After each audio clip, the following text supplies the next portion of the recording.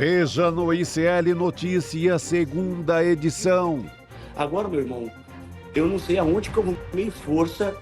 Venda de aviões, cofre milionário e notas fiscais suspeitas. Gustavo Lima é indiciado por lavagem de dinheiro e organização criminosa na investigação sobre as bets. As barbaridades da extrema-direita nas eleições de São Paulo. Eu só tenho a dizer que isso é uma talarica e você tinha que respeitar as mulheres. Pablo Marçal ofende mulheres em debate. A mulher não vota em mulher, a mulher é inteligente. E vídeo sugere armação de assessor que deu soco em marqueteiro de Ricardo Nunes. Risco de guerra total. Israel intensifica bombardeios no Líbano, enquanto Estados Unidos anunciam envio de mais tropas. O ICL Notícias, segunda edição, está no ar.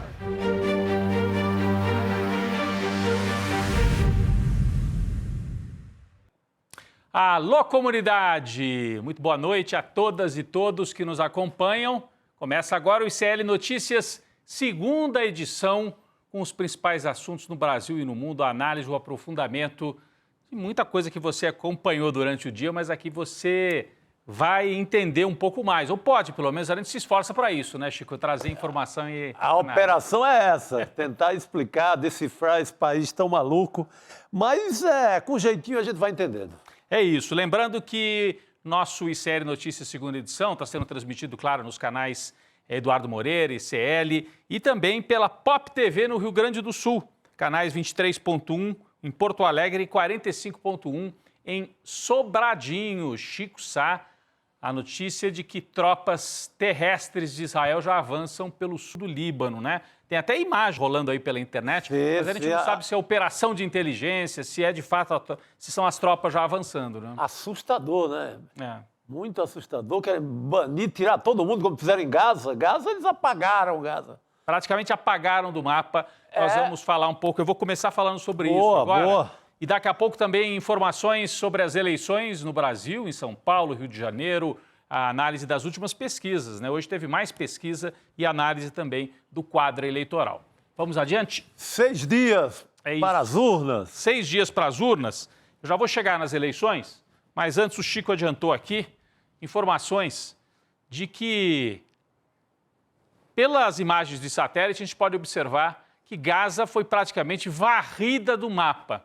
A informação foi trazida numa postagem do nosso colega Jamil Chad, no site do UOL. Está aqui, olha. Satélites mostram que Gaza foi apagada do mapa em 1 ano.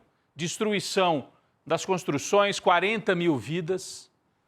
O PIB praticamente sumiu. A economia de Gaza foi apagada. É uma tentativa de apagar do mapa uma etnia. É por isso que... um povo, né? Por isso que, quando o Lula falou em genocídio lá atrás, a comunidade enfim, uma parte, pelo menos, da comunidade judaica no Brasil ficou muito ofendida, uma parte da imprensa brasileira alinhada com os Estados Unidos e Israel também. Mas, olha, as imagens que nós vimos hoje, acho que tem aqui a fotografia, né? Sem a imagem, sem a manchete aqui na frente também. Acho que nós temos a fotografia e tem um trecho também da reportagem. Vamos adiante aqui, colocar os outros... as outras imagens que eu tinha separado aqui, por favor, desta mesma matéria. Está aqui, ó. Praticamente 1 ano depois da eclosão do conflito, o levantamento realizado pela ONU usando satélites revela uma destruição generalizada. A aniquilação de 90% dos ativos agrícolas. 90%, né, do que se plantava ali na faixa de Gaza. Queda de 81% no PIB local. Fechamento de 8 de cada 10 empresas. Abre aspas aqui para o relatório da ONU. A velocidade e a escala da matança e da destruição em Gaza são diferentes de tudo o que aconteceu em meus anos como secretário-geral, afirmou Antônio Guterres, o chefe da ONU, há uma década. Ele disse, nunca vi nada igual nestes anos em que estou acompanhando conflitos como secretário-geral da ONU. Mais de 40 mil pessoas morreram e 100 mil foram feridas. Israel praticou a aniquilação de um povo. É isso que está fazendo o governo israelense, o que já fez o governo israelense em Gaza mesmo sem conseguir resgatar todos os reféns que ficaram em mãos do que sobrou do Hamas, né? Porque o Hamas também sobrevive, mas com muita dificuldade. O Netanyahu agora promove a matança ao norte. Gaza é ao sul. O Líbano fica ao norte de Israel. E agora, Netanyahu avança com tropas terrestres em direção ao Líbano, para estender a matança também para o povo libanês. Então, uma situação dramática. Olha aqui as manchetes. G1. Israel já começou incursões por terra no Líbano, dizem Estados Unidos. Áreas no norte são declaradas zonas militares. Folha de São Paulo. Israel ameaça invadir Líbano e mata aliados do Hezbollah. Isso aqui já está até desatualizada, né? Porque a informação de cima é que já entrou.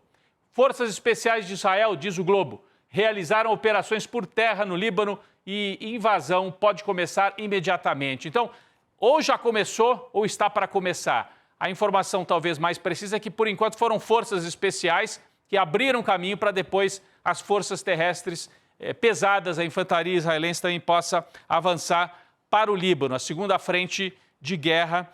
A extrema-direita, portanto, Chico, se a gente observa o cenário, por mais que a gente ache que o Netanyahu é um criminoso de guerra, né? Está cometendo um massacre, mas ele está saindo vitorioso por enquanto. Sim, né? sim. Na letra fria das notícias e da avaliação, o Netanyahu, que a gente pode colocar aqui na tela de novo, é um vitorioso. É a extrema-direita se impondo e impondo terror para o mundo. É um momento de avanço e de vitórias militares e políticas da extrema-direita. Este homem é o símbolo disso no Oriente Médio, mas há outras lideranças se espalhando por aí. Olha, é assustador. Esse fim de semana, na Áustria, teve eleição. E qual é o partido que ganhou a eleição? O partido neonazista. Na Áustria, gente. Áustria sai de Netanyahu e entra com as imagens das manchetes sobre a Áustria, país natal de Adolf Hitler. O Hitler nasceu na Áustria. Depois ele vai para a Alemanha. A Áustria, como todo mundo sabe, é um país que fala alemão também, né? Tem a cultura ali relativamente próxima da cultura alemã. Jornal El País da Espanha. Ultradireita ganha as eleições na Áustria com seu maior resultado. O chamado Partido da Liberdade. Olha como eles usam os termos. Aqui o Bolsonaro usa, né? Deus, pátria, família e liberdade. Lá o partido da extrema-direita teve 29%. Foi o partido mais votado. Sozinho não consegue formar governo, mas é assustador. Aqui fotografias. Não, aqui é outro assunto. Eu achei que fosse a Áustria também, outro assunto. A gente vai para a matéria interna. Aí sim eu vou mostrar aqui as imagens do El País. Tem uma matéria interna do El País. Aqui, ó.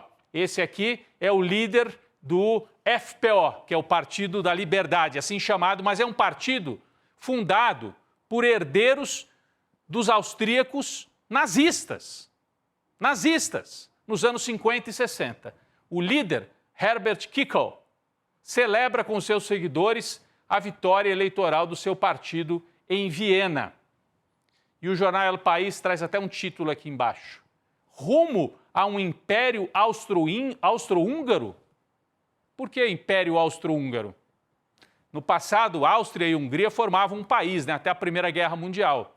Formavam um país com capital em Viena. A Áustria, Hungria e outras nações que depois ficaram independentes eram parte de um mesmo país, Império Austro-Húngaro, até 1918.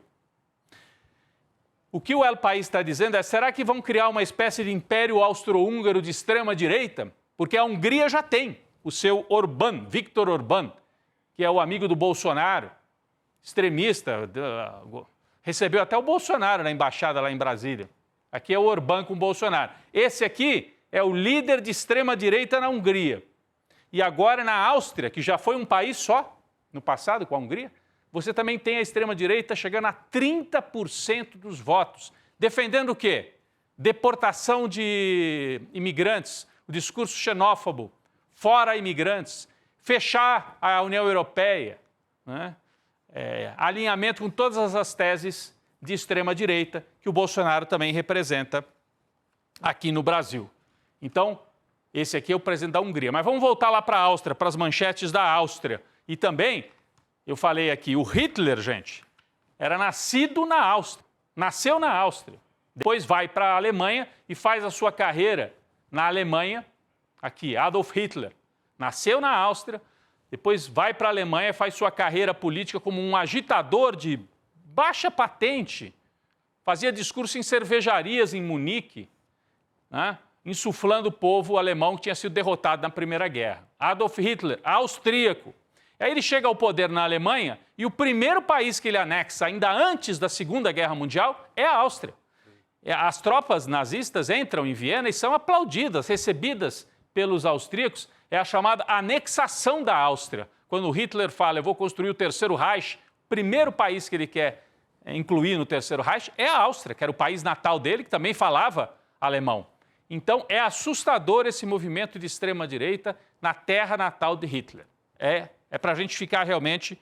É para prestar muita atenção, né? E esse partido, como eu disse, que ganhou a eleição, foi fundado pelos herdeiros dos nazistas austríacos, que depois da Segunda Guerra, os que não foram para julgamento e tal, que sobreviveram, fundaram um partido para retomar as ideias de extrema-direita, né?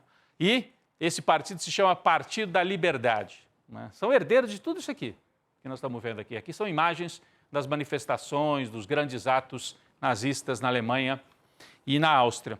Eu queria trazer uma manchete do El País, que mostra como é que o líder austríaco que ganhou a eleição, o líder da extrema-direita atual, se apresenta. Olha aqui, também é a matéria do El País, principal jornal espanhol, um dos maiores do mundo.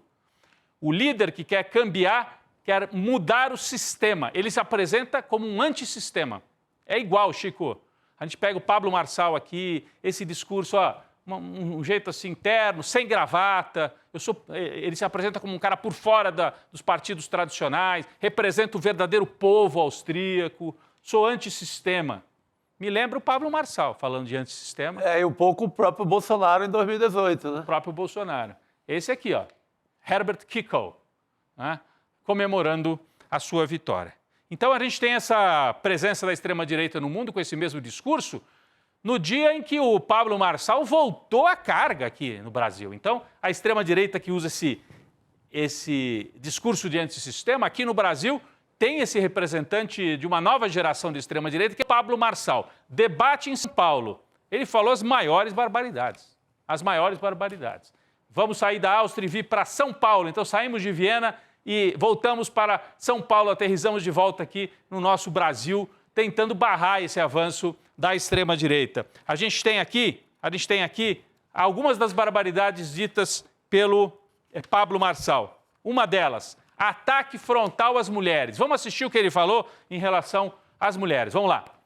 Ela quer provar para você que é mulher. Ô, Tabata, se mulher votasse em mulher, você ia ganhar no primeiro turno. A mulher não vota em mulher, a mulher é inteligente. Primeiro, eu lamento a fala preconceituosa do Pablo Marçal, insinuando que quem vota em mulheres teria menos inteligência. Lamentável.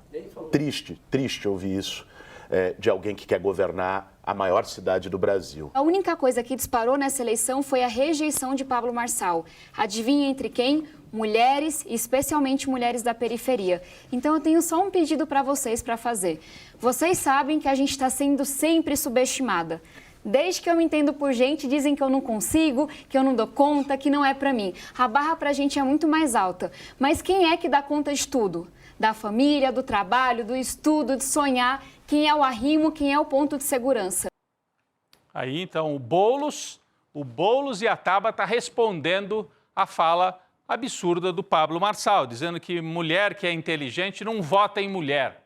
Essa é a fala do sujeito. Ele não gosta de mulher, né? E depois ele ainda estende, né? Ele fala negro não vota em negro, pobre não vota em pobre. Ele entra num ensaio maluquíssimo depois.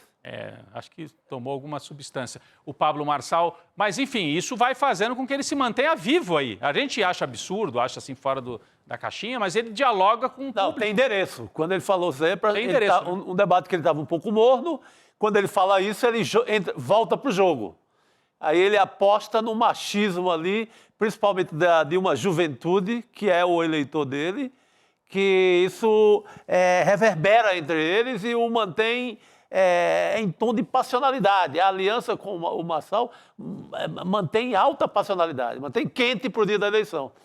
Pode parecer a coisa mais maluca do mundo, mas é isso que o cara pensa. Tem método, como diz. Tem método, é dirigido para esquentar a militância dele, exatamente a militância mais machista do mundo, ele encontra eco e é aí que ele vai. Olha, e me lembra muito a aula do professor Gessé Souza, daqui a pouco nós vamos falar disso, que aconteceu ontem aqui no ICL, ele falando como é que se dá a construção desse discurso, né, justamente da extrema-direita, para conquistar o pobre de direita. Ele fala principalmente o pobre branco, que se sente recalcado, porque ele olha para o lado e fala, tem gente que consegue cota, eu não consigo e tal. Esse recalque, a direita joga com recalque, como o Hitler jogava com recalque lá na Alemanha. A Alemanha tinha perdido a Primeira Guerra, dificuldade econômica, ele tinha muito apoio popular. Com esse discurso, mobilizando o recalque, que é o que o Marçal faz, né? Não quer dizer que o Marçal vai ganhar, mas ele tem público e o espírito do tempo joga a favor desse tipo de barbárie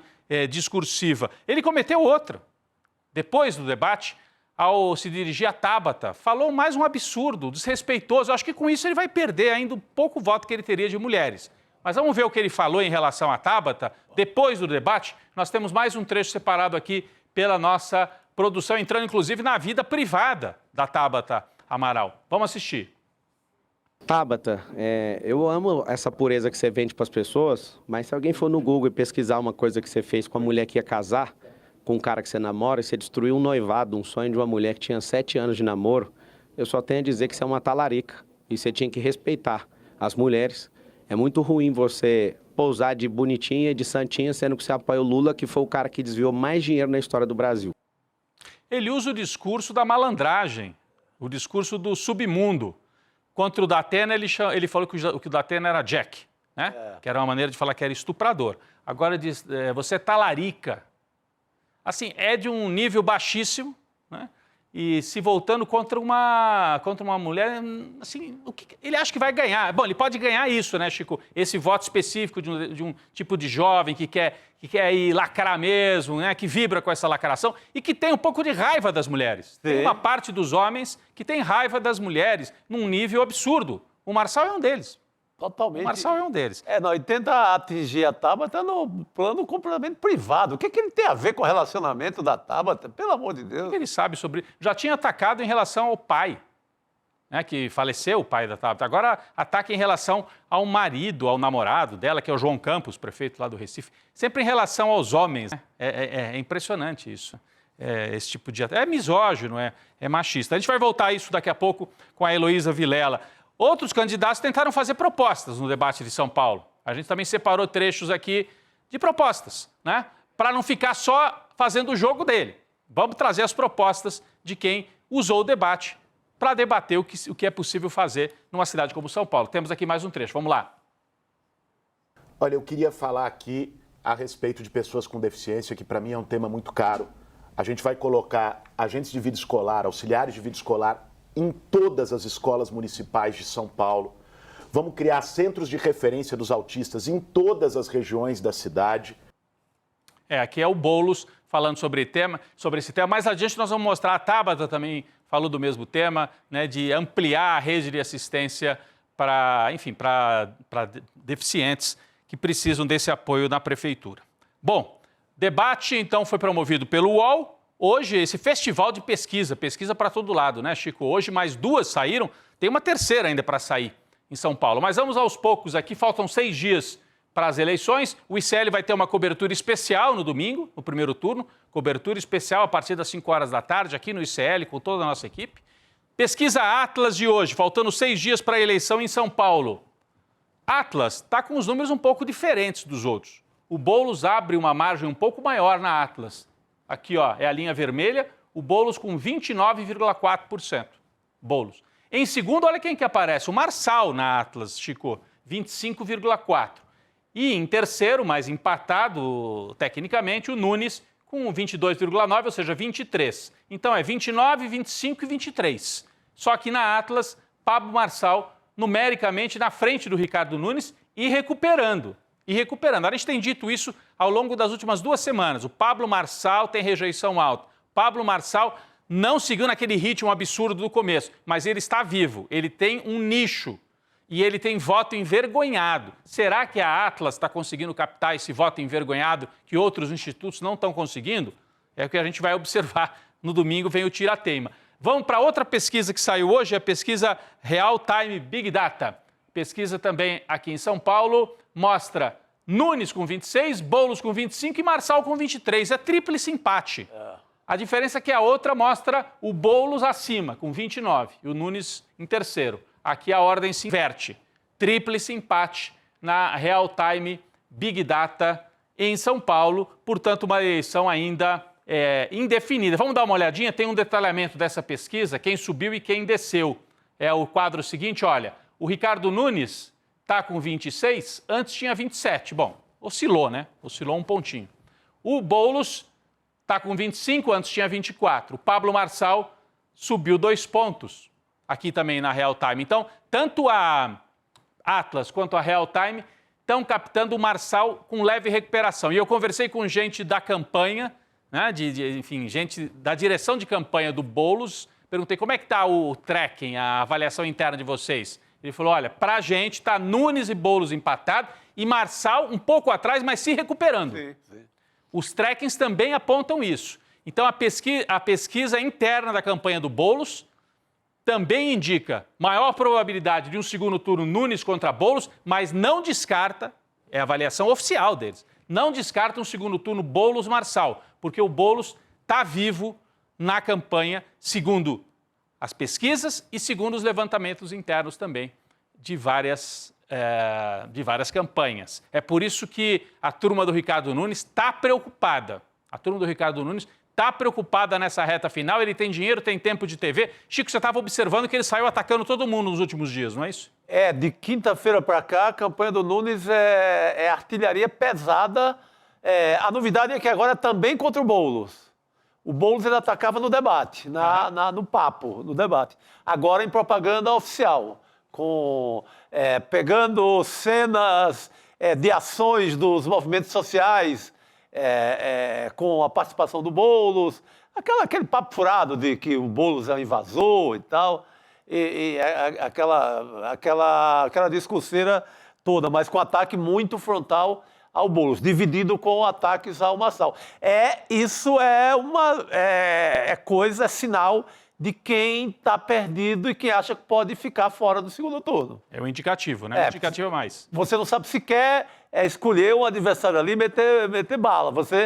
Você vai nos dois porque você está com medo de ficar para trás, ficar na poeira do primeiro turno. Então, bate com o que está aí nos números. Nós trouxemos 2 pesquisas e trouxemos informação de bastidor também sobre a campanha do Guilherme Boulos. Pessoal, ontem nós tivemos o lançamento do novo livro do Gessé Souza, né? O Pobre de Direita. Estamos falando desse assunto agora aqui, né? Aqui, ó. Sim. Pobre de Direita do Gessé Souza. Está aí no telão também. É acompanhado de uma mega aula sobre como os políticos usam a mídia, a religião e a própria indignação das pessoas para manipular o seu voto.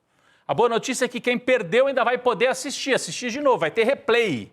O replay está disponível através do link, está aí na tela, icln2.com.br. Para quem assistir até o final, pode receber o livro do Gessé em casa, o livro Pobre de Direita, está aqui, olha. Né? Então, mais uma vez, a gente faz o convite. Eu assisti um bom trecho da aula. Eu também. Eu achei muito legal. Uma grande aula. E ele faz uma retomada assim, sociológica mesmo, uma avaliação sobre quais são os setores com os quais a extrema-direita e a direita dialogam, né? Quem é esse pobre de direita? Não é para estigmatizar, é para entender, mas um esforço para entender, né, Chico? Você não está acusando alguém de ser pobre ou ser de direita. É um diagnóstico, né? Porque as classes mais desfavorecidas, na hora H, podem também escolher um candidato, por exemplo, como o Pablo Marçal, que é declaradamente um candidato que vai tornar a vida dessa pessoa muito pior. Sim. Ele oferece aquela história de que todo mundo vai ficar milionário, isso não resolve o problema social de São Paulo ou de lugar nenhum. Então, é esse tipo de eleitor que o Gessé detecta. Ele não está dizendo que esse eleitor vale mais ou vale menos, é simplesmente um diagnóstico de estudioso. Eu achei muito legal, porque não fica só assim na espuma dessa eleição ou da última, é algo estrutural. O GSE tenta compreender qual é o setor que compõe esse eleitorado da direita, o que ele chamou de pobre de direita, dialogando inclusive com um termo que muita gente usa nas redes sociais. Chico, então fica o convite aí, icln2.com.br, e você assiste o replay de O Pobre de Direita, super aula com Gessé Souza e Eduardo Moreira. Gente, falamos de eleição, falamos do avanço da extrema-direita aí pelo mundo, não é só aqui no Brasil, Netanyahu avançando tropas, os austríacos avançando pelo voto, elegendo um partido de extrema-direita, o Marçal fazendo barulho em São Paulo, enfim, preocupação é para a gente observar. Mas daqui a pouco a gente retorna a esse tema das eleições. Vamos falar também das bets, tema que o ICL trouxe em primeiríssimo lugar e agora está pipocando notícia todo dia, todo dia. Para a gente falar desse tema, aqui com a gente também a Heloísa Vilela, diretamente de Brasília. Elô, bem-vinda. Chega mais, Heloísa Vilela. Boa noite. Boa noite, Rodrigo. Oi, Chico, tudo bem? Boa noite, rapaz, querida. Essas bets estão em todas, né, Chico? A gente abre noticiário, todo lugar é bet. E hoje teve muita notícia, né? Porque o governo tá começando a agir, né? Nós vamos falar sobre isso. Exatamente. Elô, o bom é que é um noticiário patrocinado pelas bets. Fora o ICL, por aí você vê a manchete ali falando, bets levam dinheiro do trabalhador, levam dinheiro da mesa das famílias mais pobres. E no intervalo? E ao lado, não, às vezes ao lado.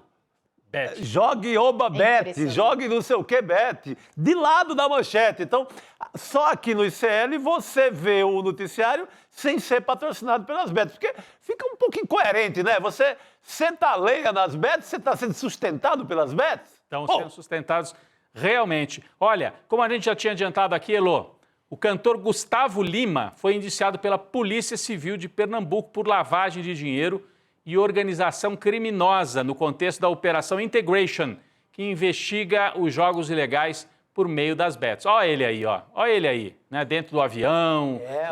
Avião, jatinho particular, esse povo tem dinheiro, não é brincadeira. O pessoal está dizendo que é o Lava Jatinho. É o Lava Jatinho, É o Operação Lava Jatinho. Esse indiciamento é aquela história que a gente deu na semana passada, só que agora surgiram novidades, alguns detalhes. Foi por conta desse indiciamento que a juíza pediu a prisão preventiva do Marçal e ele, se pirulitou para Miami, para onde ele foi agora novamente. Eu chamei o Gustavo Lima de Marçal, olha que afalho. Mas há uma associação... Olha, eles estão ali, né? Trabalham na mesma faixa mental. É tudo junto e misturado quase, né? Não, mas falando do promotor das bets, né, que é sócio também, a gente destacou isso aqui, que ele tem 25% da Vai de Bet. Agora, hoje, ele abriu uma live para se defender do lado do advogado dele e dizer que isso é uma injustiça, que ele não tem sociedade, que ele tem o direito de ficar com 25% de uma possível venda. Mas a polícia não está comprando muito essa história, não. Ela acha que ele é sócio, sim. E acha que o dinheiro é usado para... que as bets são usadas para lavagem. O dinheiro que entra vai tudo para um caixa só e é usado para lavagem de dinheiro, revenda de avião vendido 2 vezes. É uma loucura. Não, né? Pois é, Elô e Chico, eu já vou passar para o Chico, que ele tem muita informação sobre isso. Apareceram novos detalhes, Elô. A polícia encontrou indícios de lavagem e foi revelado, muita coisa foi revelada ontem pelo programa Fantástico da TV Globo. Muita coisa a gente já tinha dito aqui no ICL, mas a Globo fez uma reportagem bem completa, né, Chico? Uma ótima reportagem. Incluindo um cofre com dinheiro vivo, reais, dólares, euros, tudo isso na sede da Balada Eventos, a empresa do Gustavo Lima em Goiânia. Então esse é um dos indícios de lavagem de dinheiro vivo circulando. Quem é que trabalha com tanto dinheiro vivo para lá e para cá, né? Então, um indício foi esse, teve imagem, apareceu lá na matéria da Globo. No cofre, olha aí, ó a imagem do dinheiro. 150 mil, mais ou menos, algo assim? Isso, o equivalente a 150 mil reais. As informações foram divulgadas, como eu falei, no Fantástico de ontem, que teve acesso à investigação na íntegra. Mas, Chico, você vinha falando sobre, você queria trazer mais detalhes sobre isso tudo. Além dessa dinheirama aí, o dinheiro vivo, mais 8 milhões em notas, que seriam repassadas para a Vai de Bet, que, segundo o Gustavo Lima, é pagamento para ele, mas a polícia desconfia que não. Mas o que esse povo todo fazia, Alô, assim, o que fica mais claro, o que ficou mais evidente para a polícia de Pernambuco, para o delegado que toca o caso, é que eles fazem uma ciranda financeira para o dinheiro girar entre todos eles com velocidade, porque aí de cara, você já dificulta o mapeamento dessa grana. De cara, você já dificulta, porque um compra o avião de um, outro compra a Lamborghini, aí a Deolane chega e compra outro carro. Você já despista, você já mata. Se tem polícia atrás, se tem Receita Federal atrás, vai acabar pegando, mas você dificulta. E o que eles faziam? Por que é lavagem de dinheiro? Toda a dinheirama do Pernambuco, do Darwin, jogavam tudo no mesmo lugar. Dinheiro do bicho, dinheiro de Bet, dinheiro do cassino da Bet, dinheiro do futebol da Bet, tudo jogava no mesmo canto. Ali tinha dinheiro limpo e dinheiro sujo no mesmo baú. Não era o baú da felicidade, era da felicidade deles, não da felicidade de quem joga, né? Então, esse dinheiro todo no mesmo balaio, e esse dinheiro tinha que rodar para ser despistado. Aí é que tem a compra do avião, aí é que tem a compra de carro, aí é que tem a compra de um brinco de 356 mil reais. Olha, em relação ao avião, Elô, que está aí na tela, o avião, a investigação revelou que a Balada Eventos vendeu o mesmo avião 2 vezes. Vendeu o mesmo avião 2 vezes. Você dá velocidade, né, do dinheiro? Velocidade supersônica. Uma vez foi para o dono da Esporte da Sorte, que é o Darwin Filho, né, que é de Pernambuco. E outra para o José da Rocha Neto, da Vai de Bet, que é da Paraíba. Né? 2 empresas investigadas no mesmo esquema. Chico Sassi, você acabou de explicar. Veja que detalhe interessante. Rodrigo, essa Darwin comprou o avião e diz que depois devolveu, fez um contrato e um distrato porque tinha um problema técnico no avião. Acontece que o contrato e o distrato são do mesmo dia. E o laudo técnico é de 1 mês depois. Coisa maluca. Mas o objetivo deles é realizado, que é o quê? O dinheiro vai para o Gustavo Lima, volta para a Bet. Então você endoida qualquer auditor. Os caras querem botar a ciranda roda muito rápido. Então... Roda rápido. Nós fizemos aqui um quadrinho para o nosso público entender isso, uma arte, como a gente diz aqui, se pudesse colocar aí na tela, em relação ao avião. Essas 2 vendas, num tempo relativamente curto, envolvendo 2 empresas. Tá aí, ó, vamos para o calendário. Então, vamos lá. Em maio de 2023, o avião foi vendido pela Balada Eventos para a Esportes Entretenimento do Darwin Filho, por $6 milhões. E logo na sequência, o avião foi devolvido porque houve um distratos, né? A Elô falou que foi no mesmo dia, né? Que eles assinam o trato e o distrato. O distrato e a compra são do mesmo dia. Do mesmo dia. E aí, em junho, é o laudo técnico dizendo que que o avião tinha problema. É depois. A compra e a devolução são de maio. O laudo técnico é de junho. Impressionante. E aí, em fevereiro de 2024, desse ano, a Balada Eventos vende de novo. Eita avião que eles não queriam ficar com ele na mão, hein? Vendem para a JMJ Participações, que é do José André da Rocha Neto, por R$33 milhões. A negociação envolveu também um helicóptero. Mas que é um negócio assim, né? Helicóptero, avião, aí a gente já está falando do ramal de Campina Grande. Aí já estamos na Paraíba. O Rocha é da Vai de Bet, que fica a sede na Paraíba. Então esse avião... e o avião não saiu do lugar. E ficou em São Paulo o avião. Ficou no mesmo lugar. Nem foi para Paraíba, nem foi para Pernambuco, nem foi para o Recife. Porque o que interessa era girar as notas fiscais e essa grana. E não o objeto. Ou seja, era tudo ficção. A venda. Agora, olha que curioso, né? Esse laudo técnico, que foi a justificativa para ter o distrato da venda, ele depois, na segunda venda, ele não é acompanhado de um conserto, de uma retificação, de alguma mudança técnica no avião para ele poder ser vendido. Aparentemente, estava tudo bem, né? Porque foi vendido sem precisar fazer nada. Então, assim... E essas notas fiscais, né, que o Chico mostrou aí, são notas sequenciadas, uma atrás da outra, 18. somando 8 milhões de... 18 notas, somando 8 milhões de reais. 8 milhões. Então, se era um trabalho dele, que ele tinha direito a receber, por que não deu uma nota só? Por que teve que dividir tudo, né? Numa sequência de notas, uma atrás da outra, numerada, um número atrás do outro? Não, é assim, chama muita atenção, são essas notas que estão na tela aí. Foram transmitidas no mesmo dia, em valores fracionados, pela GSE Empreendimentos para a Pix 365, que, segundo a polícia, faz parte do grupo Vai de Bet. Então, era uma forma de atender o Vai de Bet. E está na sequência, né? Quer dizer, eles tentaram fazer uma fraude, tudo leva a crer que sim, mas passando nota na sequência, que deixa a maior bandeira, o maior rastro também, né? Você não presta tantos serviços assim em sequência. Era para dar a impressão que eram serviços diferentes. Né? Sim, porque senão você dava uma nota só. Ah, é comissão pela publicidade que o Gustavo Lima fazia? Tá aqui, ó. Você está me devendo isso aqui. E a nossa equipe também preparou, Elô, um outro quadro para mostrar como é que essas empresas jogavam tudo num caixa só, isso que o Chico falou agora há pouco. Então tem jogo do bicho, porque a família Darwin era uma família que antes atuava originalmente no jogo do bicho. Jogo do bicho.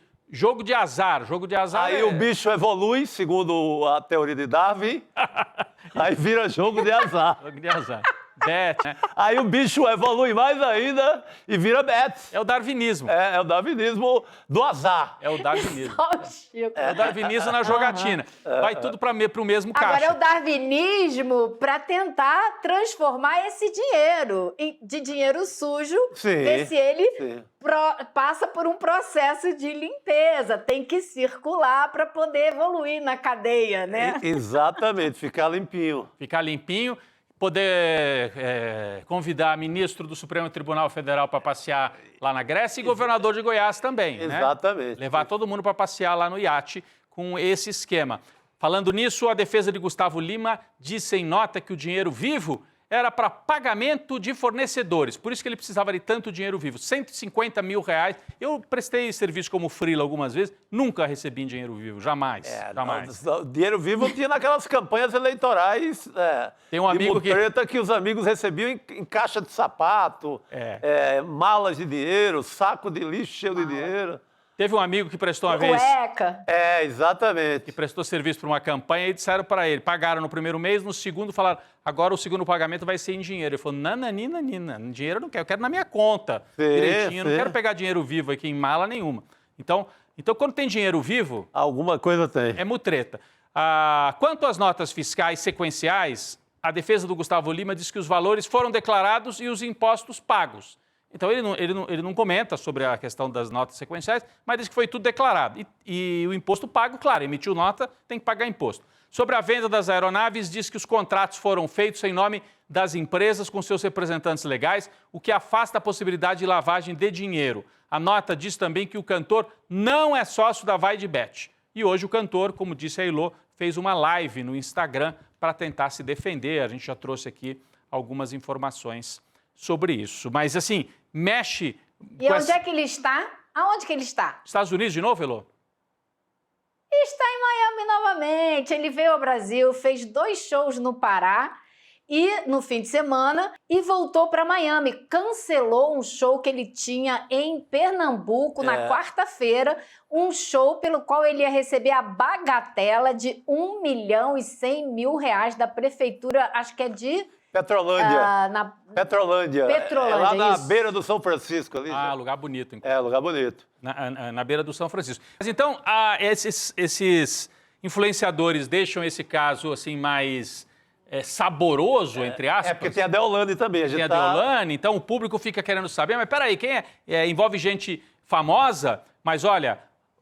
Tem muito dinheiro circulando e tem muito problema e está também já mobilizando o governo. A Elô começou falando disso aqui quando ela entrou. O cerco contra as bets, Elô, continua e é uma enorme preocupação do governo. Hoje o ministro Fernando Haddad diz que até 600 sites de apostas online serão banidos do Brasil. Ele recomendou que jogadores resgatem o seu dinheiro. A lista destas bets que serão banidas será divulgada amanhã. Como é que isso está batendo aí em Brasília, Heloísa? Nossa, só se fala de bet, né, Rodrigo, em tudo quanto é canto. Então, eu acho que vai ser uma correria. Agora, antes de falar isso, eu só queria ligar uma coisa com a outra. A gente não pode, em momento algum, se esquecer que esses 8 milhões, 1 milhão e 100, todo esse dinheiro que a gente está falando aqui, que circula para ser lavado com essa gente, veio do bolso dos brasileiros, né? Veio do bolso dos brasileiros. Sim. Então, essa é a grande preocupação do governo, é regulamentar essa área toda aí, porque as pessoas estão perdendo dinheiro. Está indo dinheiro aí de programa que tinha que ser para custear estudo, está em dinheiro do Bolsa Família, as pessoas botando cartão de crédito. Então, hoje o ministro Haddad disse que vai entrar em vigor amanhã, eles vão divulgar a lista, porque o governo deu um prazo para as empresas que quiserem atuar nesse mercado se regulamentarem, se inscreverem e tal. As que se cadastraram e que passarem no crivo do governo vão poder funcionar, mas haverá todo um conjunto de medidas para regulamentar esse mercado que vem aí em janeiro. Mas já a partir dessa semana, daqui a 10 dias, amanhã eles divulgam a lista de quem está regularizado e de quem não está, porque quem não tiver, daqui a 10 dias, o site será derrubado. Então, quem tem dinheiro nessas empresas da lista das que estão irregulares, que corra e tire seu dinheiro enquanto tiver ainda algum dinheiro para tirar, porque elas vão sumir. Mas será que consegue Olha, tirar? isso vai dar uma confusão, viu? Porque essas bets não costumam ser muito honestas em devolução de dinheiro. É tanto que ela obriga muita gente que faz ali uma espécie de uma calção, coloca um dinheiro para ir apostando depois. Muita gente tem dificuldade enorme, até nas regularizadas. Dificuldade enorme para reaver o dinheiro, porque eles querem que aquele dinheiro seja jogado. Se ele foi depositado, se houve um pré-depósito, o dinheiro teria que ser obrigatoriamente gasto em aposta. Então, imagina o que esses caras não vão tentar, Elô, ficar com essa grana. Vai ser uma trabalheira. Voltando à matéria, um pouco à matéria do Fantástico, eu achei a matéria incrível. Só que eu achei, assim, a meu ver, não sei se vocês concordam comigo ou não, eu acho que a Globo teria que ter, obrigatoriamente, comunicado que está entrando nesse ramo. Você não pode fazer uma matéria com aquela pancada que você dá ali na Vai de Bet, na Esporte da Sorte, no Gustavo Lima, na Deolane. Você não pode fazer uma matéria com aquela consistência, com aquele peso, sem dizer que o Grupo Globo também está entrando nesse negócio. Porque fica suspeito. Será que está tirando a concorrência do ar? É isso. Agora a operação é para deixar na mão dos grandes de verdade. Então teria, assim, até em nome do jornalismo, em nome do repórter que fez a matéria, em nome da equipe que é séria, são jornalistas sérios. Não estou questionando em nenhum segundo a reportagem. O jornalista é sério, a equipe é séria, mas a emissora, a direção da emissora, teria que ter uma nota ao final. O Grupo Globo está entrando nesse negócio em associação com a MGM, que é uma dona de cassinos em Las Vegas, e está aguardando a decisão do governo se vai ser aprovada a proposta do Grupo Globo ou não. Enquanto isso, achamos que é melhor prender os nossos concorrentes. Seria isso o final da nossa... Sabe, não é, Elô? Fica ruim, né, de explicar. Fica bem ruim. Não é melhor? Tem que dizer tudo. É isso. Tira esses nanicos aí, porque agora vai entrar a turma dos cachorro grande, né? Vai entrar a galera que tem dinheiro de verdade, é MGM, é aquela Caesars Palace, né? Todos aqueles grandes cassinos de Las Vegas, a gente está tentando importar Las Vegas para o Brasil. Olha que lindo isso. Olha, é uma Las Vegas no celular. Agora vai ser uma Las Vegas no celular ou na cozinha de casa, como disse o Lula outro dia. Meu Deus do céu. Numa entrevista. Era legal a explicação, né? Eu acho que é importante, né? Eu acho que do ponto de vista jornalístico, honestidade. Não, mas vai ser cassino físico também. Eles estão esperando essa regulamentação de uma lei que já foi aprovada no Senado, que agora está na Câmara, porque eles querem fazer cassinos. E dependendo do tamanho da cidade, é que vai determinar o número de cassinos. Então, por essa proposta, São Paulo, por exemplo, poderia ter 3 cassinos. O Rio de Janeiro poderia ter 2. E assim vai andando essa brincadeira. É isso. Olha, o Google né? Só para completar aqui o nosso noticiário, o Google anunciou que vai exigir que as bets tenham um registro no Ministério da Fazenda para poder anunciar nas suas plataformas. Então está começando aí um cerco, né? O Haddad diz que 600 serão banidas, são aquelas que não têm registro, não têm sede, você não sabe quem é, se tiver que cobrar, você não sabe de quem cobrar, essas 600 serão banidas. E o Google também está estabelecendo algum tipo de limite, né? Vai exigir que as bets tenham esse registro no Ministério da Fazenda para poder anunciar nas suas plataformas. É a notícia também de hoje. Porque é bonzinho abeça o Google, né? Me parece a mesma operação, né, Chico e Elô? Os grandões se articulando para expurgar esses pequenos aí suspeitos e deixar o negócio na mão de poucos, né, dos bilionários. Com os profissionais, com né? Com os profissionais do ramo. Nós vamos seguir acompanhando esse tema, o ICL saiu na frente e vai seguir acompanhando de perto esse assunto, tanto o aspecto policial, aspecto de saúde pública, né? As novas leis e regulamentações que têm que vir para esse assunto. Mas eu queria mudar de... Posso mudar? É porque o nosso chat está avisando aqui que o SBT também está entrando no ramo. Para não ficar injusto, não é só a Globo, o SBT também está entrando na jogatina. Com a sua expertise de baú. Né? Tem o baú da felicidade e esse talvez seja o baú da desgraça, né? É o baú. Da desgraça da família brasileira. É o baú da desgraça. Então, feito o registro, Elô e Chico, vamos para mais um tema aqui. Elô, eu falei um pouco sobre isso aqui na abertura do nosso programa, mas você que está em Brasília, mas está acompanhando o noticiário, vamos ter que falar de São Paulo, Heloísa, porque daqui a pouco vamos falar também das ofensas às mulheres, mas apareceu um outro negócio impressionante aí na eleição de São Paulo, que ainda é o episódio do debate anterior, quando houve aquele soco no nariz, né? O assessor do Marçal deu um soco no nariz do marqueteiro do Ricardo Nunes. Agora apareceram imagens de câmeras de segurança, não era o debate de hoje, tá? É no debate da semana passada, flagrando o que pode ser uma farsa da campanha de Pablo Marçal. Câmeras do Esporte Clube Sírio, onde foi realizado o debate, estão aí na tela as imagens, ó, aí você pode acompanhar. Flagram o momento em que o advogado da campanha tenta rasgar a camisa do Naruel Medina, que é o assessor que deu o soco no marqueteiro do Ricardo Nunes. Deu o soco no Duda Lima. O Naruel Medina alegava que teve o peito arranhado e a camisa rasgada numa briga com o Duda Lima. Parece letra de bolero, mas é isso. E que deu o soco para se defender. Rasgou a camisa, arranhou tudo. E aí, quando a gente olha as imagens, dá a impressão que eles estão armando. Dá a impressão. Ô, Elô, eu queria que você comentasse, porque ele, quer ver, ó, tem um momento que ele pega aqui, que parece que ele abre mais a camisa do outro, como se tivesse, ó, vamos deixar de um jeito que parece que você também foi atingido, né? Olha lá. Ele até reage, você vê que ele até reage. Eu vi essa imagem hoje, eu falei, não acredito no que eu tô vendo. Se alguém me contasse, eu ia ter dificuldade de acreditar. Mas a cena toda, a impressão muito nítida é que é justamente a criação de prova de que eu fui agredido para poder, então, ir lá na polícia e reclamar, que foi exatamente o que ele fez. Ele saiu da polícia e falou que estava com o peito todo arranhado.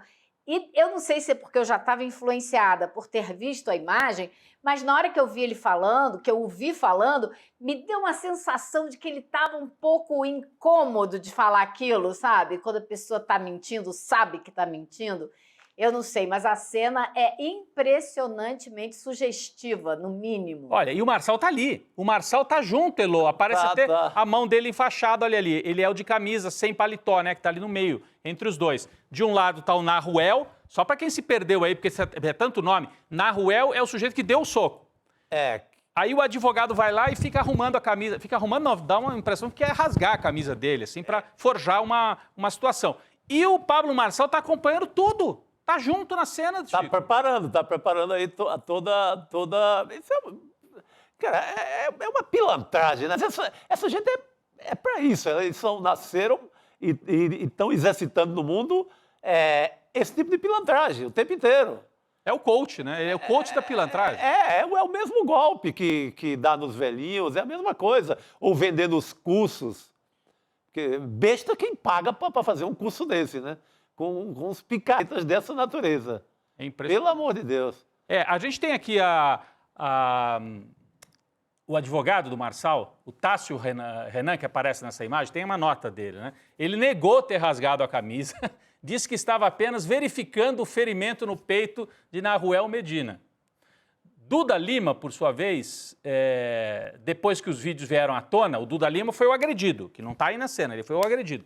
Acusou o advogado de forjar as provas e disse que tomará providências para caçar a carteira da OAB de Tássio Renan, que é esse tal advogado. Tem um limite. Não é papel de advogado, Não né? O advogado é para defender, não é para forjar prova. Fazer prova, construir prova assim. Não, os caras, são picaretas, mas também com uma cota de amadorismo, né, Elô? Pô, se tranca num banheiro, faz alguma coisa. Os caras ali na Mas frente... é de bar de câmera, sabe que tem câmera em tudo quanto é lugar hoje em dia, né? os caras- Já que é para arrancar a camisa do amigo, arranca no banheiro, não é melhor? leva ali... Agora, você sabe que o falsário do Marçal, que foi inventar que se machucou todo com aquela cadeirada, né? E a gente sabe que não foi isso. Você sabe o que ele falou do Duda? Porque o Duda apareceu hoje reclamando, falando disso com muita raiva, com o olho todo inchado, né? Do soco que ele levou na semana passada. Sim. Ele virou e falou assim, essa maquiagem que ele usou, Nossa Senhora. dizendo que ele maquiou o olho, que e ele aí, não estava machucado. E aí, Elô, é briga de gangue pesada. Porque esse marqueteiro do Ricardo Nunes também, o que ele aprontou no verão passado não está no gibi. Olha a cena da agressão. Aí já é o Naruel correndo e logo depois vai aparecer o Duda, o marqueteiro que aprontou no verão passado, sangrando. Cadê o marqueteiro sangrando? Vai aparecer logo depois. É a cena assim. Olha ali. Aí já foi o soco. Esse é o soco. Rapaz, foi violento demais o negócio ali. Então, só para lembrar, o advogado que aparece nas cenas que circularam hoje nega que tenha forjado, tá? Só para ficar o registro, a gente está aqui, a impressão de quem assiste é que está forjando, mas ele está negando. Ele diz que está apenas verificando o ferimento do amigo. Foi isso. Então, está feito o Poxa, registro. que investigação íntima e demorada, né? Pois é. Fica aí o registro. Parece que é Agora, do IML não? agora. O cara parece do IML, né? Exame de corpo de delito, na hora, pelo ali no amor de ato, Deus. né? No ato. Agora, Elô... Agora, o que não dá para negar é como o Nunes foi mal no debate hoje. Nossa, né? Isso daí é foi inegável. péssimo. Ele foi o grande derrotado do debate de hoje, né? O debate de hoje, vocês estão falando. Foi péssimo, né? Do UOL, né? Foi a avaliação geral Muito que ele ruim. não conseguiu administrar o tempo. Como é que um administrador não consegue administrar o seu tempo? Não respondeu a questão do boletim de ocorrência da mulher, que foi a pergunta insistente do Marçal, mas também repetida pelo Boulos e de alguma forma pela Tabata, e ele não responde. Então ele foi mal realmente. Ele não responde, e não responde também quando a jornalista, depois que o debate terminou, chegou para fazer essa pergunta para ele, e teve o que eles dizem, né? Teve réplica, porque ele não respondeu, ela foi em cima de novo, que é o que falta nesses debates, né? E ele não responde, ele admitiu finalmente que tem um boletim de ocorrência, mas ele diz que não houve agressão física, mas ele não diz o que aconteceu, continua sem dizer. É isso. Agora, além do Nunes ter ido mal, um outro registro que a gente tem que fazer sobre o debate de hoje é sobre as ofensas que o Pablo Marçal fez às mulheres. Heloísa, eu queria que você comentasse, porque numa resposta a Tabata Amaral, ele disse que mulheres são inteligentes e, por causa disso, não votam em outras mulheres. Ele foi rebatido na sequência. Mulher não vota em mulher porque mulher é inteligente. Foi isso que ele disse. Olha que absurdo, como o cara tem... Não é à toa que a Tabata Amaral, na mesma hora, falou por essas e por outras que a rejeição dele entre as mulheres só cresce, né? E tem que crescer, e mulher nenhuma pode votar nesse cara, ainda mais depois do que ele disse hoje. Vocês sabem que a mulher dele também dá cursinho, né? Também dá aulinha, é uma coach de esposas, e ela ensina como ser submissa, como fazer a rotina da casa, né? Como cuidar dos filhos, tão bonitinha, né? Só que não foi ela que não mudou o título de eleitora dela para São Paulo, não vai votar Mas no que ela não maridinho. confia muito no candidato, ela não confia no candidato. A nossa colega Sinara Menezes fez essa postagem nas redes, falou assim, mulher é inteligente mesmo, inclusive a sua, Pablo Marçal, que não vai votar em você, né? Porque não transferiu o título, né? Nós temos um trecho do absurdo que ele fala, vamos assistir. ela quer provar para você que é mulher. Ô, Tabata, se mulher votasse em mulher, você ia ganhar no primeiro turno. A mulher não vota em mulher, a mulher é inteligente. Primeiro, eu lamento a fala preconceituosa do Pablo Marçal, insinuando que quem vota em mulheres teria menos inteligência. Lamentável. Triste ouvir isso de alguém que quer governar a maior cidade do Brasil. A única coisa que disparou nessa eleição foi a rejeição de Pablo Marçal. Adivinha entre quem? Mulheres, especialmente mulheres da periferia. Então eu tenho só um pedido para vocês para fazer. Vocês sabem que a gente está sendo sempre subestimada. Desde que eu me entendo por gente, dizem que eu não consigo, que eu não dou conta, que não é para mim. A barra para a gente é muito mais alta. Mas quem é que dá conta de tudo? Da família, do trabalho, do estudo, de sonhar. Quem é o arrimo, quem é o ponto de segurança? Duas respostas aí na lata. Aí, claro, ela não podia deixar passar, né? Ela pegou a resposta e deu... pegou a fala estúpida dele e deu a resposta devida, né? Agora, o Pablo Marçal, eu acho que ele, assim, é muito perigoso nessa eleição. Nada está garantido em São Paulo. Não. Ele vem no movimento de ascensão. Hoje a gente recebeu informação de que ele está contratando um monte de gente nas periferias para trabalhar de hoje até o dia da eleição.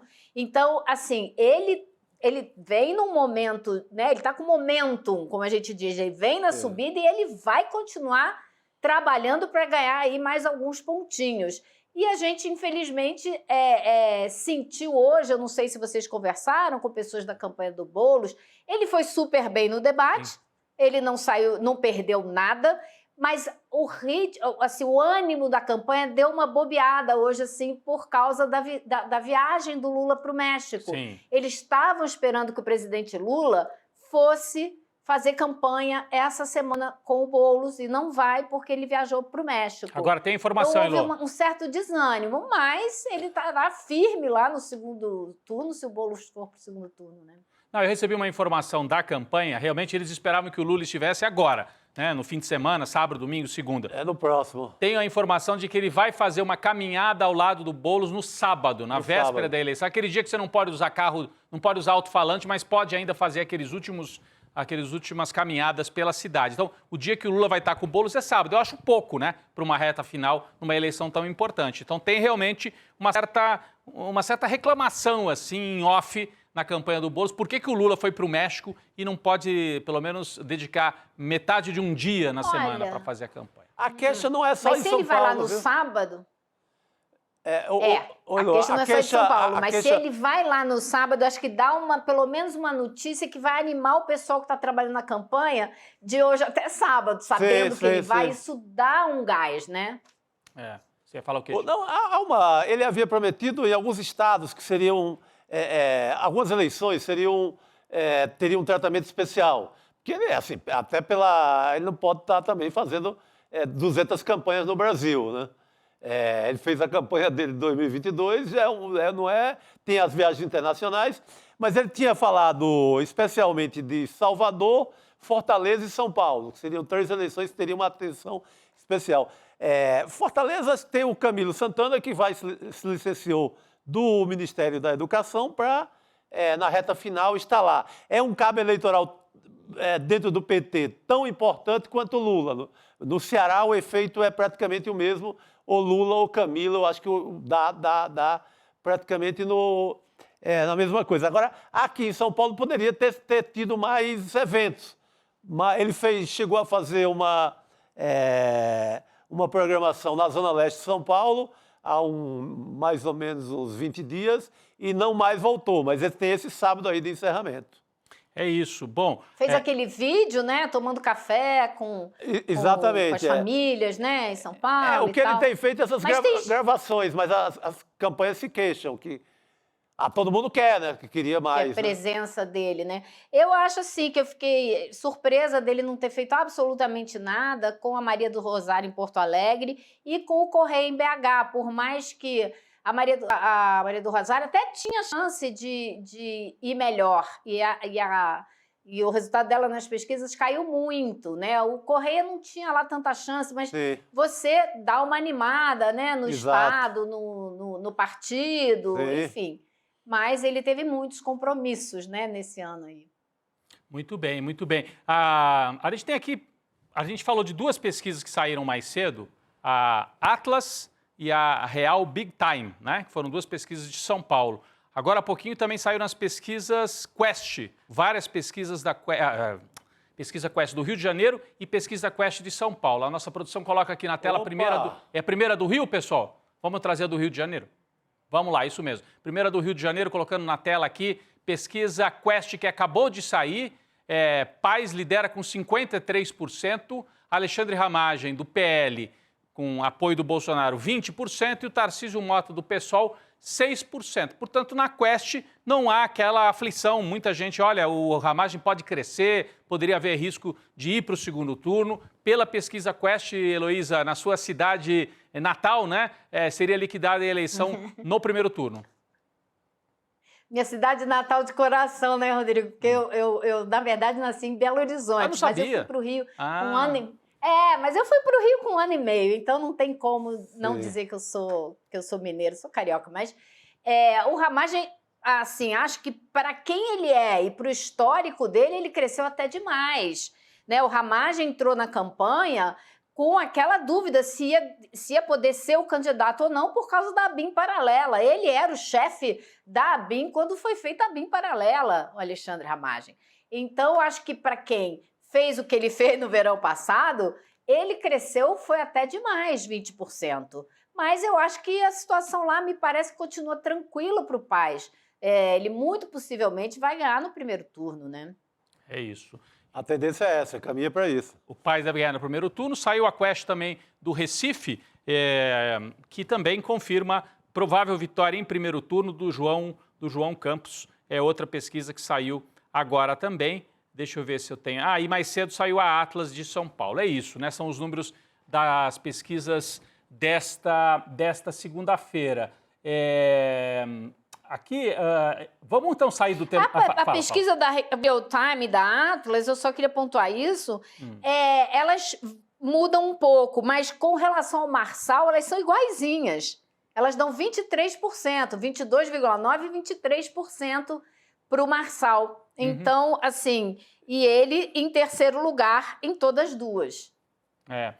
Mas ele se recupera um pouco, ele tinha caído e dá uma recuperada nesses últimos dias. Então vamos seguir acompanhando, Chico, faltam 6 dias para a eleição, tem todos esses movimentos aí, o Lula fazendo campanha no último dia em São Paulo, o Marçal vai usar as redes, mas está tentando montar uma turma aí de rua também na reta final, e o Ricardo Nunes apostando na máquina, o Boulos apostando no Lula e na militância em São Paulo. Nós vamos seguir acompanhando, mas vamos agora de São Paulo para o mundo.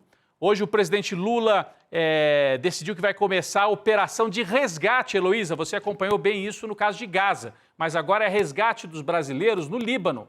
A informação vem de Kennedy Alencar, no UOL. A Força Aérea Brasileira deve iniciar os voos nos próximos dias. O governo estima que serão repatriados cerca de 3 mil brasileiros que vivem no Líbano. A ligação importantíssimo, né? Super importante. Isso no momento em que Israel começou já operações por terra no sul do Líbano, segundo a CNN. Os bombardeios já deixaram 136 mortos só nas últimas 24 horas. Os Estados Unidos voltaram a anunciar o envio de milhares de soldados e também de caças para o Oriente Médio para reforçar a segurança de Israel, segundo o Pentágono. Essa posição oficial dos Estados Unidos. Heloísa, parece, né, a CNN diz que já tem imagens de forças especiais de Israel avançando já em território libanês. É uma nova fase do conflito, né? Exatamente. O porta-voz do Departamento de Estado, o Matthew Miller, disse hoje que sim, que ele disse nas palavras dele, vi relatórios sobre operações por terra. Tivemos algumas conversas com eles sobre isso, deixando muito claro que o governo dos Estados Unidos foi informado e está acompanhando essa movimentação, que ainda não tem tanques, como a gente está vendo na tela, mas são operações menores de forças especiais que já estão dentro do Líbano. E o governo dos Estados Unidos sabe e diz que insiste com Israel para que sejam operações bem desenhadas e com alvos bem específicos. Agora, eu vou te dizer, eu já ouvi essa conversa antes, E agora a gente está vendo uma Gaza, como você mostrou no começo do programa, com imagens de satélite que a ONU está mostrando, uma Gaza completamente arrasada, completamente destruída. E o governo dos Estados Unidos, quando começou o conflito lá, falava a mesma coisa, que tem alvos específicos, determinados, que é o Hamas. Ora, você vai me dizer que você começa um ataque com bip e radinho que explode, que você não sabe nem aonde estão. Se vai matar mulher, criança, idoso, homem, mulher, o quê? E você tem alvo específico? Você está bombardeando o país fortemente, várias regiões do país. Isso é alvo específico? Aonde? Então, o que a gente está vendo é mais um capítulo da sanha, a sanguinária, a assassina desse governo de extrema-direita e que só vai piorar. Porque depois que Israel começou a bombardear o Líbano, o governo de Israel subiu nas pesquisas de opinião pública em Israel.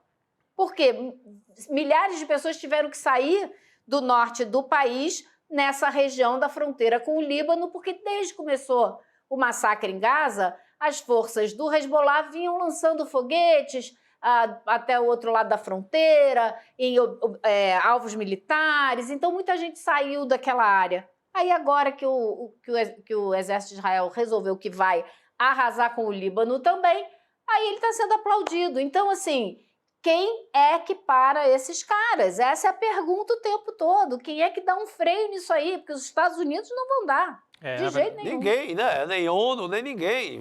Vamos assistir, infelizmente, É o avanço e, assim, o Netanyahu está consolidando vitória militar, né? Porque, primeiro, a fotografia que a gente fica chocado de ver, a fotografia de Gaza, que praticamente desaparece como um local de produção, 90% da produção agrícola arrasada e 80% das empresas arrasadas e 40 mil mortos. Então, e as casas, assim, acabou. Gaza...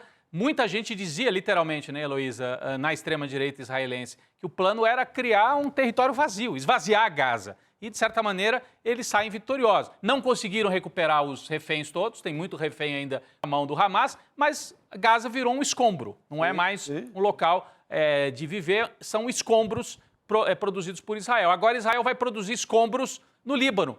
Para a gente é chocante, mas internamente, como disse a Elo, o governo começa a recuperar popularidade, o governo de extrema-direita, porque é a linguagem da força, deu resultado, derrotamos, massacramos os nossos inimigos. Né? Então... Agora, Rodrigo, vou te fazer uma pergunta. Você viu as imagens do que é Gaza hoje. A gente já está vendo isso começar no Líbano. Você acha, por algum segundo, que o Hamas acabou e que o Hezbollah vai acabar com esses ataques? Duvido. Não acabam, mas ficam momentaneamente enfraquecidos, né, Heloísa? Perderam a sua direção, né? O Hezbollah perdeu a sua direção. Mas isso não é caminho para paz duradoura para ninguém. É isso que eu estou dizendo. Então você mata e não vai alcançar nenhuma paz, uma vida tranquila em Israel. Jamais. Você vai ter essa força toda desse massacre se voltando, essa energia se voltando contra você, porque o Hezbollah e o Hamas não vão acabar aqui. Não vão. Muito bem. Chico, vou agradecer aqui a Heloísa Vilela, ficou com a gente, comentou e trouxe vários assuntos diferentes para a gente, desde as bets até as eleições, as pesquisas, chegando também nesse triste noticiário sobre o avanço da guerra agora no Líbano. Heloísa, obrigado mais uma vez pela sua presença. Olha, Rodrigo, o presidente Lula disse uma coisa muito interessante. Ele disse que condena o que Israel está fazendo no Líbano e diz o seguinte: a guerra é a prova da insanidade do ser humano. Só queria me despedir com essa frase. Com essa frase do Lula. Muito bom. Tchau para vocês. Obrigado. Boa noite, querido. Boa noite. O presidente Lula, que está no México, né? E além desta frase que a Heloísa leu, ele também me chamou de matança desnecessária, o que está acontecendo tanto na Palestina quanto agora no Líbano. O Lula está lá para a posse da nova presidenta mexicana, né? Cláudia Sheinbaum, que vai substituir o López Obrador, vai tomar posse como a primeira presidenta. E o Obrador se aposenta, né? Uma lenda da política latino-americana. Se aposenta no auge, né? Mas se aposenta mesmo. Achei que ele ainda fosse ficar no jogo. Vamos ver, né? Porque o Getúlio Vargas se aposentou, voltou. O Lula a gente achou que estava aposentado, foi preso e voltou. Então, tem reviravoltas aí pela frente. Bom, vamos adiante, nós vamos voltar ao tema da extrema-direita em São Paulo, dessas operações esquisitas, desse teatro promovido pelo advogado do Pablo Marçal. A gente tem a impressão que é um teatro, ele está dizendo que não é. Mas... Olha, seria muito estranho se não fosse, porque, Rodrigo, você vai examinar o cara, você vai... Vai lá olhar a camisa. Mas vamos chamar alguém que conhece de advocacia para falar sobre isso? Por favor. O nosso Cacai já está a postos em Brasília para comentar esse tema. Cacai, bem-vindo, boa noite. Boa noite, Rodrigo. Boa noite, Chico Sá. Que alegria estar aqui de novo com vocês, nesse momento tão instigante da política brasileira. É isso. Eu gostei desse enquadramento aqui, né? Parece que o Cacai está na mesa aqui com a gente também. É verdade. É verdade. Parece que está aqui na mesa. Muito bom. Cacai, a gente mostrou agora há pouco o vídeo que sugere, dá a impressão, que o advogado do Pablo Marçal forjou uma agressão sofrida, supostamente, por aquele assessor, o Naruel Medina. Por quê? Vamos relembrar. O Medina é o cara que deu o soco no marqueteiro Duda Lima, que é o marqueteiro do Ricardo Nunes. Agora aparece esse vídeo em que o advogado fica assim, puxando a camisa, e ele assim, demora-se muito ali, né? Parece que está ajeitando, puxando, quer produzir alguma situação. O Medina alega, o Naruel Medina, que foi agredido pelo marqueteiro e que depois ele revidou, o soco teria sido um revide. Para comprovar isso, ele disse que ficou arranhado, que a camisa dele ficou até amassada. Só que agora apareceram estas imagens que estão aí na tela, das câmeras do Clube Sírio, onde aconteceu o debate, que mostram o advogado Tássio Renan mexendo na camisa de Naruel. Se for confirmado que ele rasgou a camisa e provocou arranhões no assessor do Marçal, ele pode sofrer alguma sanção no campo da advocacia, a OAB, ter a OAB cassada? O que pode acontecer com ele? Qual é o limite para uma atuação de um advogado, Cacai? Onde termina, né, a justiça eleitoral, onde começa uma justiça aí criminal nesse caso, Cacai? Rodrigo, ele, sem sombra de dúvida, se confirmado isso, é até chato de dizer que é um advogado, mas ele pode sofrer, inclusive, sanção criminal, né? Eu tenho escrito nos últimos 20 dias que os métodos da ultradireita fazem com que a gente tenha que discutir uma coisa que eu preferia não discutir, que é a intervenção mais forte da justiça eleitoral. Eu escrevi 2 artigos sobre isso agora. Um deles chamava Justiça Eleitoral Acadeirada na Mentira, porque tem que ter limites. Quer dizer, eu tenho conversado, já falei com vocês aqui, eu não sei como é que uma pessoa que é uma pessoa correta consegue partir para um debate, fazer um debate com alguém que não tem nenhum senso do ridículo, com alguém que não tem limite, que mente, que provoca. Então, infelizmente, o Poder Judiciário já está muito empoderado. Eu tenho chamado a responsabilidade do Poder de Justiça Eleitoral, e a ministra Carmen Lúcia fez uma excelente manifestação semana passada sobre a necessidade de conter esses abusos nesse jogo político. E agora chega esse absurdo, além das agressões físicas, verbais, de baixo nível, das fake news. Se for comprovado que ele... a pessoa que diz, para dizer que na verdade ele estava fazendo, ele tinha sido agredido, por isso ele deu o soco, se ele tiver feito ou uma automutilação ou pedido a alguém para fazer, eu não tenho dúvida que isso vai dar ensejo, no mínimo, a investigação para ver se é um crime de comunicação falsa de crime, ou pode chegar mesmo a um crime mais grave, que é dar causa à instauração de um inquérito policial ou de um procedimento investigatório, imputando o crime a alguém, sabendo que a pessoa não cometeu o crime. Isso é gravíssimo, é um crime que tem reclusão de 2 a 8 anos. E o que vocês têm que saber, quem não tem experiência com direito criminal, é que se ele realmente foi lá e fez essa notícia crime, fez esse boletim de ocorrência, como todo mundo acompanha, é fácil ir ao IML e fazer um exame para saber como é que foi aquela lesão dele. Eu não estou dizendo que isso ocorreu. Veja bem, eu vi a cena, fiquei realmente estupefato. Estou vendo o baixíssimo nível desse grupo que circula em torno do Pablo Marçal, a falta de limite das mentiras, das provocações. Então, isso é uma cena que tem que ser investigada. Primeiro tem que saber se realmente, eu ouvi, parece até que vocês disseram, eu estava trabalhando aqui, mas estava ligado aqui ao seu programa, eu ouvi que disseram que parece que ele foi à delegacia dizendo o seguinte: não, eu só dei o murro porque fui agredido. Então, comprovando Sim, que, na verdade, ele fez. Fez isso. Se ele fez isso, é plenamente possível que, talvez ele tenha feito até o exame de corpo de delito, senão ele tem que ser providenciado, que ele vá ao IML, é fácil isso, o advogado de quem tomou o murro vai chegar e dizer o seguinte, olha, eu não o bati, as cenas mostram isso, e essa cena aqui tem que ser investigada, porque essa cena é uma cena pública, ela rodou o Brasil hoje. E aí, com essa investigação, existe uma hipótese real dessa pessoa sofrer, não só ele, hein? Porque ali parece que tem 3, eu não sei se o... É o Pablo Marçal que está lá. Tá o próprio candidato, Cacai, tá o próprio Pablo Marçal. Eu acho que a gente podia colocar a cena de novo, só para a gente ver como... Olha, porque fica essa dúvida. A gente observa que é o Pablo Marçal, até porque tem aquele gesso lá, lembra que ele veio com um gesso, porque tinha levado a cadeirada? É verdade. É ele ali, ó, de camisa. No meu ponto de vista, isso aí, se comprovado, os 3 poderão estar em curso num crime que é bastante grave. Agora, o que significa que tem que ter uma investigação. E é muito interessante, Rodrigo e Chico, é que isso acontece no momento em que a nossa preocupação, a preocupação de quem é democrata, é exatamente os excessos que estão ocorrendo. Isso é um escândalo. Isso é um escândalo. Você xingar alguém, você baixar o nível, você levantar uma fake news, já é o fim da picada. Quer dizer, a gente tem que chamar a justiça eleitoral. É muito interessante esses 2 artigos que eu escrevi.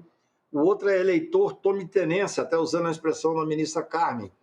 Eles saíram essa semana, dizendo, olha, infelizmente, nós temos que chamar a justiça eleitoral para a justiça eleitoral se posicionar de uma forma mais veemente para impedir que isso ocorra, porque isso aí está, na verdade, iludindo a livre manifestação do eleitor. O eleitor, quando você tem um debate de baixíssimo nível, quando você inventa coisa, quando você provoca, você fala que um determinado candidato cheira sabendo que não é verdade aquilo, tudo isso já é muito grave. Agora, você forjar uma situação e levar ao conhecimento da autoridade policial, aí passou de todos os limites, porque você está incorrendo em crime. Os outros crimes, Chico e Rodrigo, saudade da Gabi e da Roberta, eu devo reconhecer. Já que o Chico a gente também, viu?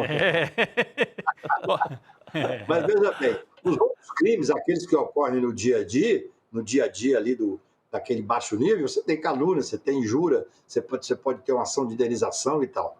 Mas aí não. Aí já é você instrumentalizar, movimentar o poder, a Polícia Federal, ou a Polícia Civil, no caso, para fazer investigação, e essa movimentação é um crime gravíssimo. Dependendo do que for investigado e do que chegar, poderá ter uma pena de 2 a 8 anos. E, no meu ponto de vista, com a visão criminal, aqueles que estão participando do ato têm igual responsabilidade. É isso mesmo. Bom, a gente trouxe de volta, o Cacá explicou agora o contexto também jurídico. Ou seja, mais grave do que imaginamos, é mais grave. E a gente tem um outro fato envolvendo o Pablo Marçal, que acaba de ser publicado pelo site Metrópolis, Cacá, que é o seguinte, ó, o candidato do PRTB, ele publicou um vídeo, ele já fazia aquela gincana, né, para ver se mais gente repostava. Divulgava os cortes dele na internet. Agora ele está fazendo outra coisa, olha só. Ele publicou um vídeo no seu perfil no Instagram em que oferece apoio a candidatos a vereador, desde que os candidatos façam uma doação em Pix de R$5.000 para a campanha dele. Que cara de pau, rapaz. Ele apoia o candidato a vereador se o candidato a vereador depositar dinheiro para a campanha dele. Está vendendo o prestígio dele, é isso? Ele está literalmente se vendendo. Assim que a doação for realizada, o doador receberá um vídeo para impulsionar a sua campanha. É ilegal isso, Cacá, ou é só esquisito? Claro.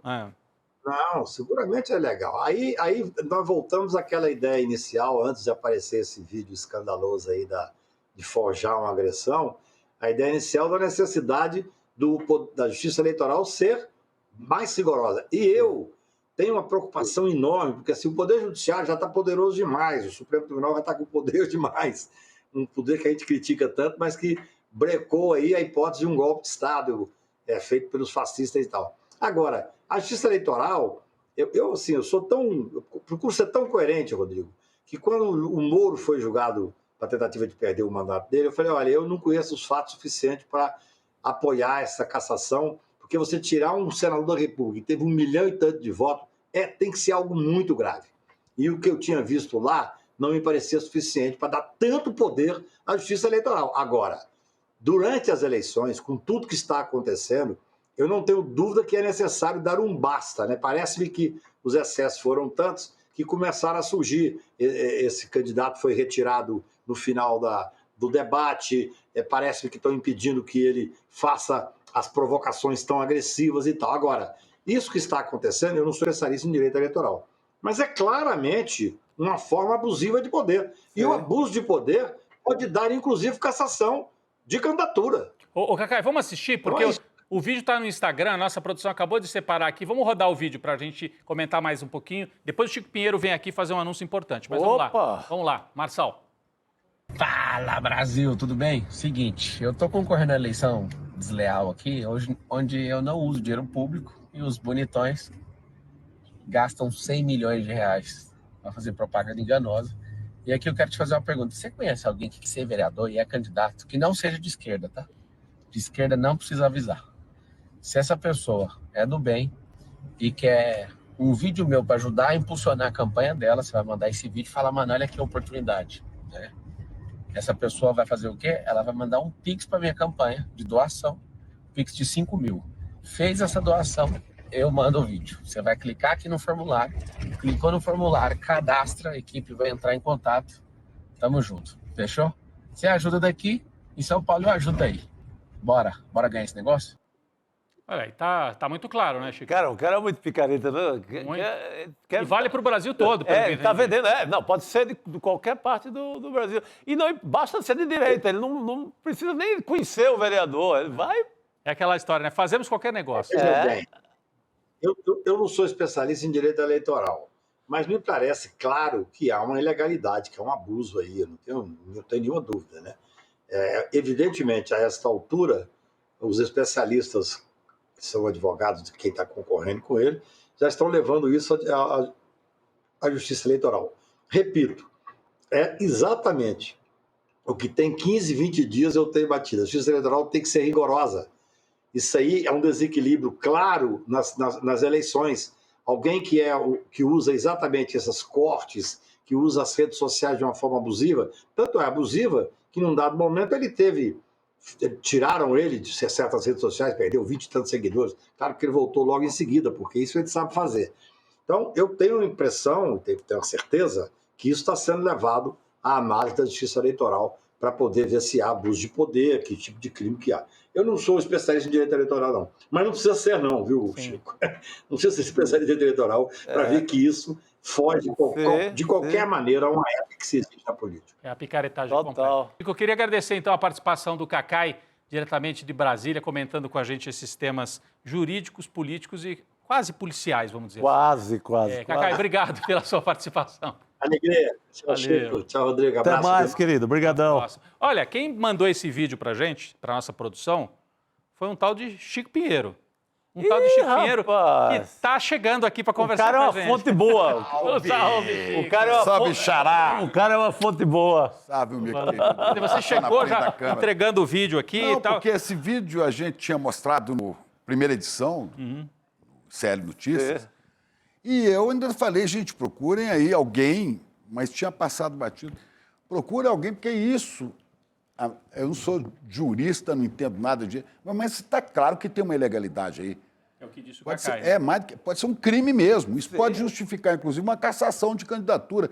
Quer dizer, eu sou candidato para cobrar 5 mil reais de qualquer pessoa que seja candidato do Brasil afora. Que história é essa? Me dá um dinheiro aí, né? Mais ou menos Então, peraí, eu sou candidato, mas não é exatamente para ganhar a eleição. Se eu tiver prestígio... Tá fazendo um negócio. Eu faço um negocinho, qualquer negocinho vale. Olha, é o cúmulo da picaretagem de Pablo Henrique Marçal. Mas vamos falar de coisa boa, Chico Pinheiro? Vamos falar de coisa boa. Aqui atrás a gente já tem aqui no telão. Você pode, por favor, apresentar... Me botaram aí bonito, sorrindo. Bonito, Eita! Bonito, Chico. Estreia, né, Chico? Hoje, uma estreia em grande estilo, né? É uma estreia, né? Em grande estilo, é o nosso convidado, que é um cara queridíssimo da família brasileira, da grande família, o Agostinho Carrara, né? O Pedro Cardoso. Pedro Cardoso, grande Pedro, né? Que é um cara gozado. Ele não gosta de redes digitais, não. Não sou muito disso, só que ele tem perto de 1 milhão de seguidores. Só no Instagram chega perto de 800 mil. E ele disse que não gosta. Imagina se Não, gostasse. mas ele não gosta mesmo. Ele não é um- Normalmente, assim, hoje ele tem essa entrevista contigo. É uma entrevista dessa que acaba repercutindo muito na rede social. A de hoje, da estreia do Chico, seguramente. As pessoas começam a replicar nas redes sociais e torna ele muito famoso em rede social também, além da televisão. Mas ele não fica ali no Não, ele não no fica se rame-rame. vendendo, não. Ele fala o que ele acha. É. Né? Por isso que eu quero convidar muito você da comunidade CL para assistir. Né? Põe Chico Pinheiro Entrevista, ou iclnotícias.com.br/Chico. Você vê como é que tá. icl.com.br/Chico. Ou deixa a telinha lá preparada, vai tomar um café, porque Daqui a pouco você é volta. aqui no mesmo canal, na mesma E essa- Toda segunda-feira, né, Chico? Toda segunda, né? E eu não estou inventando a roda, longe de mim inventar alguma coisa. Eu estou fazendo o que o jornalismo faz desde o começo, que é entrevista. Só que, primeiro eu acho que entrevista é das coisas mais ricas que nós temos no jornalismo. Porque cada pessoa, como dizia o Caetano, de perto ninguém é normal, não existe um padrão. Cada pessoa que você encontrar, se você se der ao trabalho de ouvir a história da pessoa, uns mais, outros menos, todo mundo tem uma história interessante que vale um livro, sabe? Vale um livro. Mas hoje as pessoas leem pouco, veem muito as telas. Então é bom ouvir, principalmente livros, né? A história vale um livro. De pessoas como Pedro Cardoso, ele se define como um ator comediante. Não, Pedro é muito mais, né? Eu falo no começo aí. Ele é um ator, ele é um autor, ele é dramaturgo, ele é um sociólogo, ele é um cientista político, ele é um psicanalista, porque ele explora toda a alma humana e a vida em sociedade. Né? Tem uma chamada que nós fizemos aí desse programa, gravada com ele falando da importância disso, das posições dele, inclusive falando assim, eu falo, já te chamaram de esquerda? Você falou, não, eu sou extrema esquerda, porque eu não abro mão de princípios. Por exemplo, os conhecimentos da matemática, da física, são conhecimentos adquiridos pela humanidade, são patrimônios de todos, como é a água, né? Como é o ar que respiramos. Mas existe uma minoria que se apropria desse bem que é da humanidade para si, através da universidade particular, através da escola. Só quem pode pagar tem esse tipo de informação, né? É preciso que isso seja estendido a todos. Isso é uma maneira de socializar, de tornar universal o conhecimento. Para que todos, só o conhecimento liberta, olha o nome de CL, para que todos, sabendo da realidade, possam dela extrair progresso, avanços, individualmente e comunitariamente. Chico, então essa segunda-feira é a estreia, hoje, né, também conhecido como hoje, com o Pedro Cardoso. Você vai fazer aí um perfil, a gente já está com o tempo se esgotando, mas a cada segunda-feira você vai ter um convidado a gente que já vai... tem alguns confirmados, né? Já tem alguns gravados, Nós né, temos Chico? confirmados o escritor Jefferson Tenório, do Avesso Muito da bom, Pele, muito aquele que bom. foi censurado pelos fascistoides do Rio Grande do Sul, Santa Catarina, Paraná, Mato Grosso do Sul, acho que Goiás. Censuraram o livro dele, O Avesso da Pele. Ele está na lista. Então, o Jefferson O Jefferson Tenório... Tenório já está confirmado. O professor Pasquale, o grande mestre do muito nosso bom português, da né? língua portuguesa. Que tem uma mentalidade progressista fantástica. Legal. E uma grande brasileira, talvez das maiores que nós já tivemos na política, uma nordestina de esquerda que fugiu da seca e que desembarcou em São Paulo e poucos anos depois se tornou prefeita, derrotando o ex-governador Paulo Maluf e José Serra. Luísa Erundina contando a vida dela, um negócio.